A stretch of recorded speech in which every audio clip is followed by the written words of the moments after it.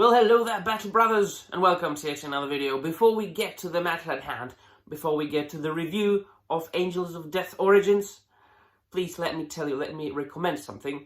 I have just recently started a very grand thing. I am uploading now up to 4 videos a month that are exclusive videos for my channel members, and they are tutorials and work-in-progress videos of the miniatures and action figures that I'm painting and customizing.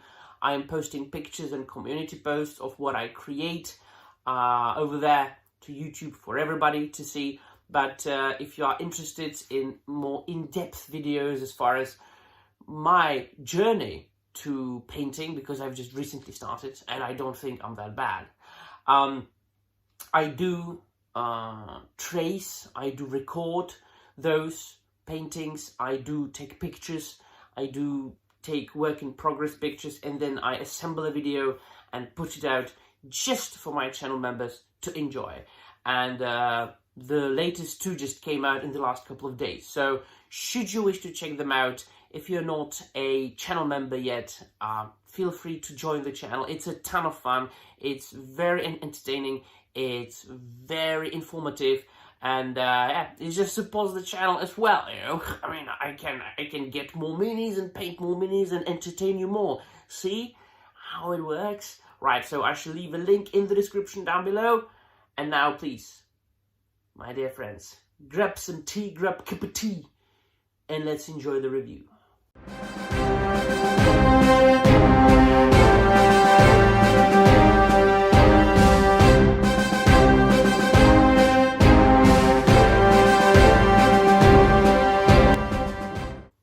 Well, hello there, Battle Brothers, and welcome to yet another video, and welcome to yet another review video. Today we are reviewing an episode of Angels of Death Origins, Kill Command, because I didn't know they made prequel episodes to the Angels of Death TV show or miniseries over there at Warhammer Plus, and that made me extremely happy because if you remember, if you've been following my channel for quite some time, you know that I did a review of that just a couple of days after I subscribed to Warhammer Plus, which was a very good decision, and it's one of my favorites. I did say in my initial video that I loved the atmosphere, that it depicted the grim dark excellently, that it just breathes grim dark at you, I said. And there was the combination of the animation style, of the depiction of the ships, which of course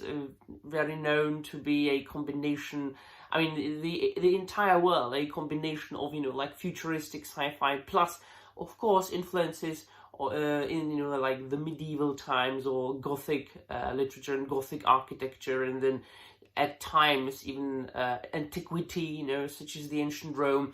And there was also reflected in the soundtrack, the music for the show, which combined beautifully symphonic music, like classical style, choir, plus electronic music. You know, it meshed together and it combined into really what I think about when somebody says grim dark.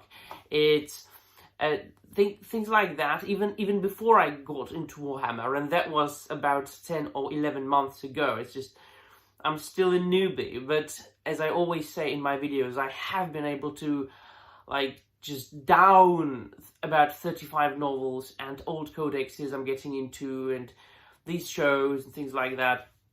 But I've always been into this kind of style, and it just hits the spot in my heart, this one. And also, I need to say that if I look strange or weird more than usual, if I cough or sniff, I've got a cold again. It's just this time of year. It's one day you've got hot weather, the other day is just rains or it's cold, and you know that. It's just things like that happen. Nevertheless, in this episode called Kill Command, we are focusing on the character of Livia Solken, the captain of the Sword of Baal that we encountered in the show. A very faithful woman, a very, like, well, steadfast captain of the ship, who serves the chapter of the Dark Angels, like faithfully, and is really one of the stronger characters in the show. So we see in the episode how she came to be the captain, the shipmaster of the Sword of Baal, which is, you know, like the main ship of this particular TV show. That the Angels of Death, it focuses on a company of blood angels, being stranded on a planet that was overwhelmed by Xenos, and I think it was Necrons, right? No, it wasn't Necrons. I can't remember now. Jesus, it has been some time already. Was it Tyrannids? I think it was Tyrannids. And the captain got stranded along with his company, and then, of course, the rest of the company went down there to save him, and they got stranded there, and it was just all very like heart crushing. And which is just check out my previous review of that. We are here focusing on the character of Livia Sulkin, who is one of the only 3 survivors of an attack to that ship, and she refuses to back down. She refuses to go to an orbit of a planet that they are above. They are attacked by the Eldari. And the Eldari, this is just a few snippets, a few scenes of them trying to toy with the Sword of Baal and waiting for the Sword of Baal to send out an SOS so that they lure in more Imperial ships, so that they can destroy more Imperial ships. But they absolutely don't take into consideration the fact that Livia Sulkin is such a strong character. They underestimate her. And so what she does is she connects herself to the ship that is in absolute disarray, and that is absolutely like almost destroyed, and like all the systems are failing. And so she connects herself to the ship and communicates with the ship and persuades the ship to continue fighting. In the meanwhile, we are focusing on like characters under the deck, in like the arming sections and the cannon sections, and I don't want to spoil much. Let's just say this is going to be a very short video. It's just one episode of a prequel, like to the Angels of Death. Let us just say that all those characters are very well written.